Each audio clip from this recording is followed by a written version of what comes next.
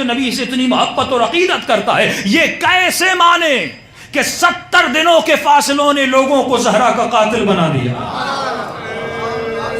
کیسے مانے اس بات کو؟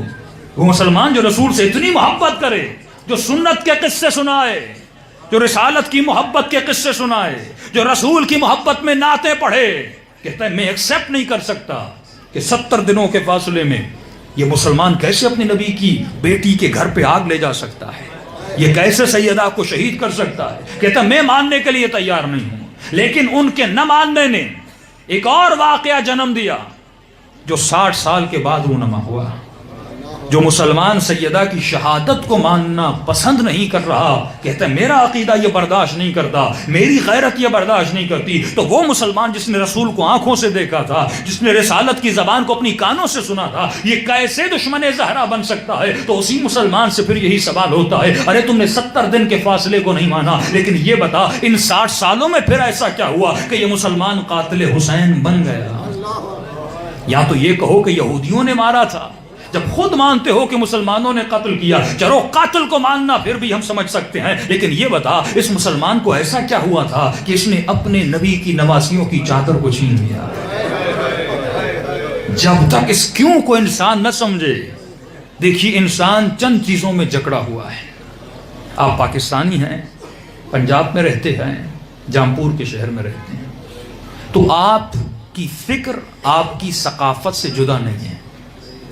آپ کا ماتم، آپ کی عزاداری، آپ کی مجلس اپنی ثقافت میں جڑی ہوئی ہے۔ ایرانی اپنے اسٹائل میں ماتم کرتے ہیں، عراقی اپنے انداز میں، پاکستانی اپنے انداز میں۔ تو اس کا مطلب انسان کتنا بھی پڑھا لکھا ہو، وہ اپنے فرہنگ اور اپنی ثقافت اور اپنے کلچر سے جدا نہیں ہے۔ اس کی سوچ میں، اس کی گٹھی میں اس کی ثقافت ملی ہوئی ہے۔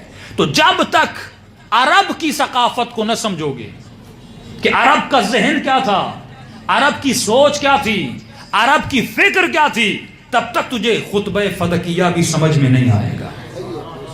کتنے مجالس سے ممبر ہوتی ہیں، لیکن کبھی مکمل سیدہ کا خطبہ کسی شیعہ نے پڑھا جس میں جو توحید سیدہ نے بیان کی، جو نبوت سیدہ نے بیان کی؟ تو عزیزو، وہ جاہلیت کا معیار جو سیدہ بتاتی ہیں کہ اے عرب تم اپنی جاہلیت کی طرف پلٹ کے گئے، یہ یاد رکھنا تم جہنم کے کنارے پہ کھڑے تھے، یہ میرا بابا تھا جس نے تجھے جنت کے قریب لایا۔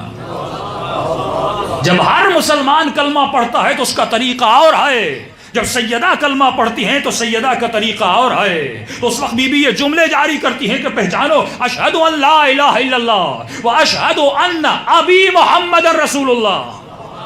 یہی فرق ہے تیرے کلمے میں اور میرے کلمے میں، تو محمد رسول اللہ کہتا ہے، لیکن جب میں سیدہ کلمہ پڑھتی ہوں تو وہ محمد جو میرا بابا ہے، جس نے تجھے طہارت اور نجاست کے فرق کو بیان کیا۔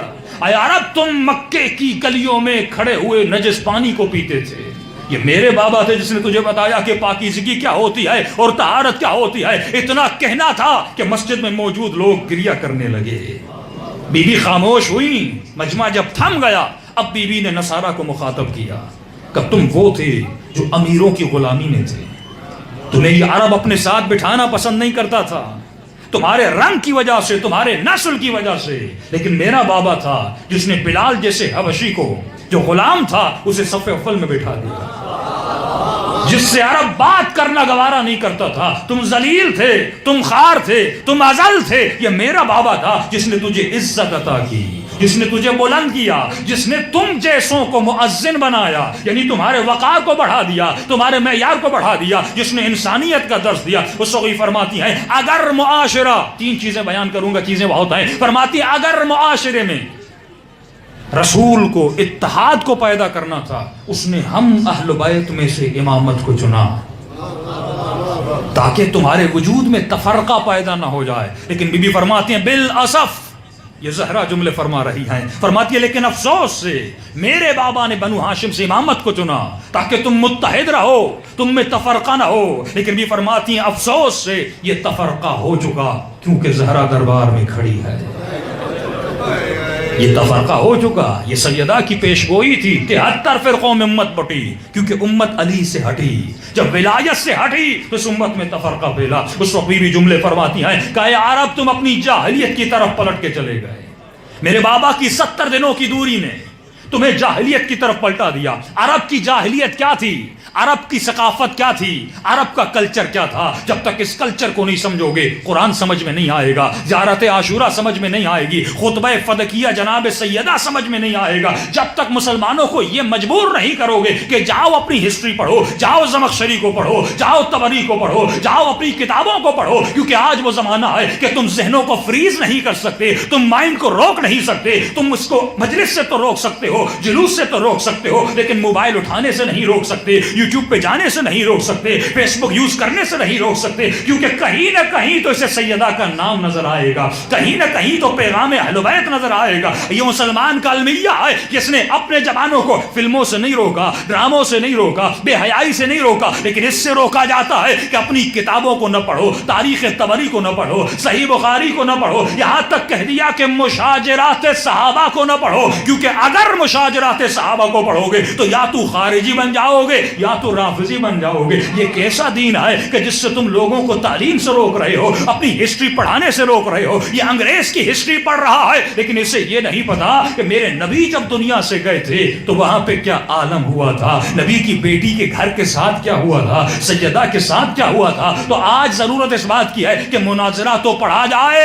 لیکن وہ مناظرہ نہیں جس میں بس واہ واہ ہو، لوگوں کی دل آزاری ہو. وہ مناظرہ جو علمی مناظرہ ہو، کتابیں ان کی ہو، دلیل آپ کی ہو. پھر اگر گالی بھی دی جائے گی تو سامنے اپنی ہی کتاب ہے، یعنی اپنا منہ اور اپنا ہی ہاتھ ہے، پھر ہمیں یہ کچھ کہہ نہیں سکتے. ان کے درمیان بھی ایسے جوان پیدا ہوئے، مولانا اسحاق جیسے، محمد علی مرزا جیسے، بعض باتیں طارق جمیل بھی کر رہے ہیں. یعنی یہ علامت بیداری ہے، یہ آخری زمانے کی نشانی ہے. کیا ہے لوگوں یہ جان لو، جیسے جیسے امام کا ظہور قریب ہوگا ویسے ویسے بیداری بڑھتی جائے گی. اور یہاں پہ تمہاری بھی ذمہ داری ہے. یہاں میں برا بلا کہہ کے بھی جا سکتا ہوں لیکن علمی بات جب رکھو گے، کیونکہ کائنات میں ایک چیز کا جواب نہیں ہے. اگر آپ کے پاس کتب اربعہ ہے تو ان کے پاس صحائف ستہ ہے. ہم صحاح کو نہیں مانتے، وہ کتب اربعہ کو نہیں مانتے. مسلمان قرآن کو مانتا ہے، انگریز قرآن کو نہیں مانتا. ان کے پاس توریت و زبور ہے، یعنی ہم ان کی کتابوں کو نہیں مانتے، وہ ہماری کتابوں کو نہیں مانتے. لیکن ایک چیز ہے جو انگریز کے پاس بھی ہے، مسلمان کے پاس بھی ہے، شیعہ کے پاس بھی ہے، اس کا نام ہے لوجک،